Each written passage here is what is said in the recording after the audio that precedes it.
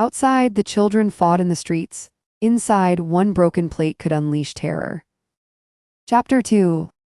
Eventually, they entered into a dark region where, from a careening building, a dozen gruesome doorways gave up loads of babies to the street and the gutter. A wind of early autumn raised yellow dust from cobbles and swirled it against 100 windows. Long streamers of garments fluttered from fire escapes. In all unhandy places there were buckets, brooms, rags, and bottles.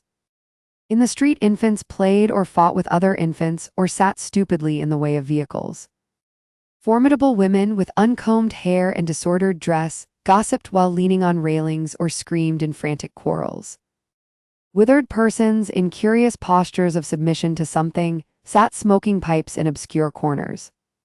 1,000 odors of cooking food came forth to the street. The building quivered and creaked from the weight of humanity stamping about in its bowels.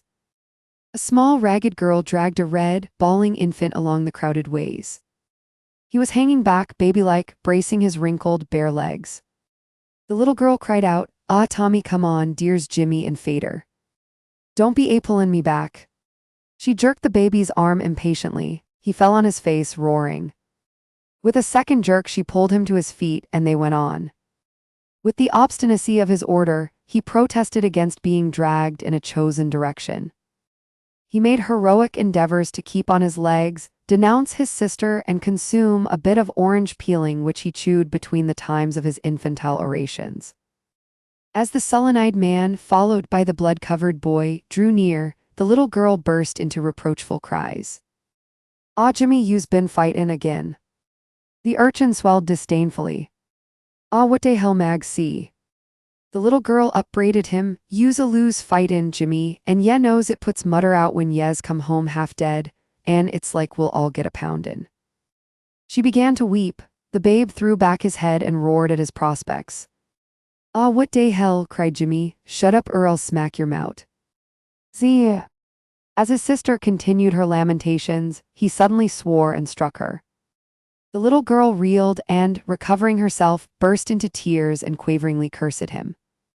As she slowly retreated, her brother advanced, dealing her cuffs. The father heard and turned about. "Stop that, Jim, d'ye hear? Leave your sister alone on the street. It's like I can never beat any sense into your damned wooden head." The urchin raised his voice in defiance to his parent and continued his attacks. The babe bawled tremendously, protesting with great violence.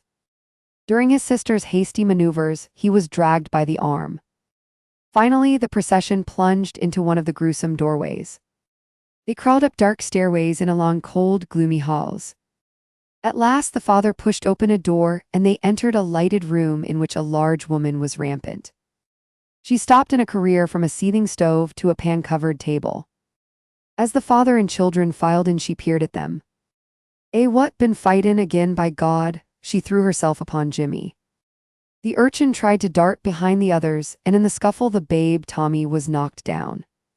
He protested with his usual vehemence, because they had bruised his tender shins against a table leg. The mother's massive shoulders heaved with anger. Grasping the urchin by the neck and shoulder, she shook him until he rattled. She dragged him to an unholy sink, and soaking a rag in water, began to scrub his lacerated face with it. Jimmie screamed in pain and tried to twist his shoulders out of the clasp of the huge arms. The babe sat on the floor watching the scene, his face in contortions like that of a woman at a tragedy. The father, with a newly laden pipe in his mouth, crouched on a backless chair near the stove.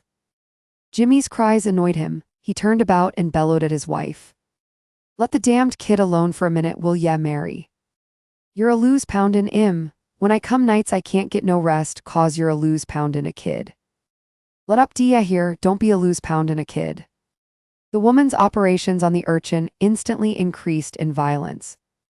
At last she tossed him to a corner where he limply lay, cursing and weeping.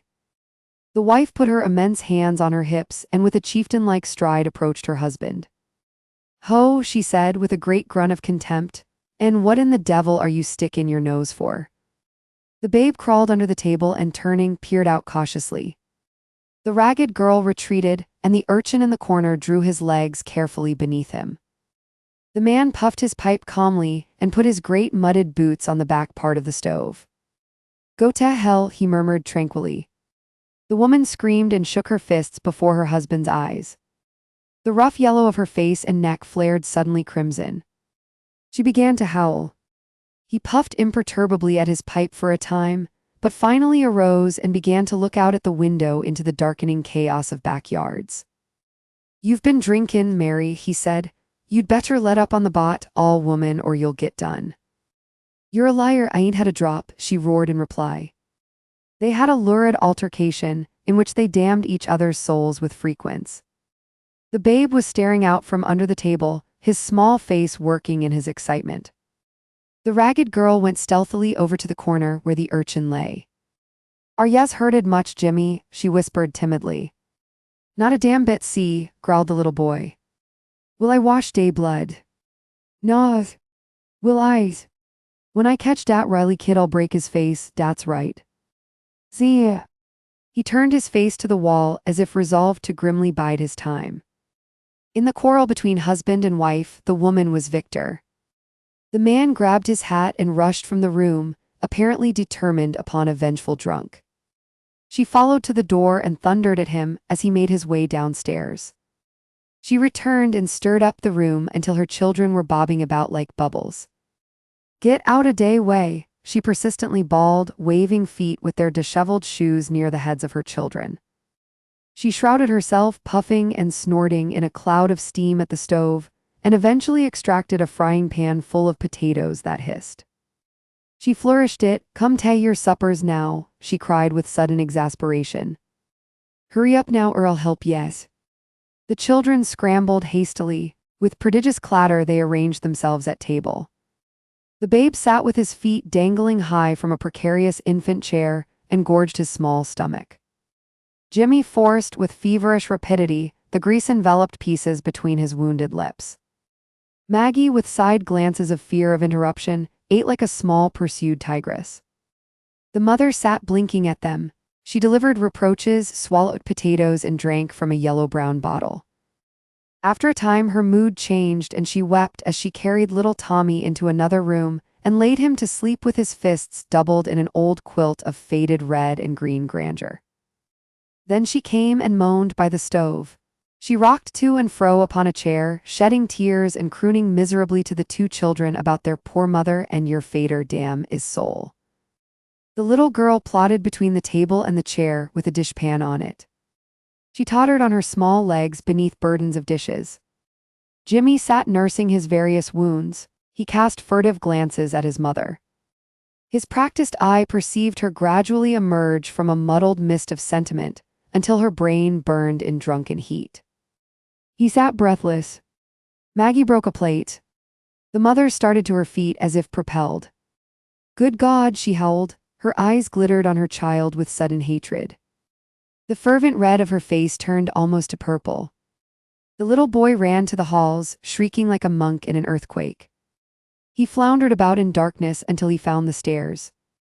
He stumbled, panic-stricken, to the next floor. An old woman opened a door. A light behind her threw a flare on the urchin's quivering face. God, child, what is it this time?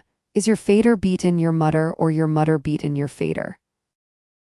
Narrated with Aura Reader. Turn your books, PDFs, and stories into natural-sounding audiobooks.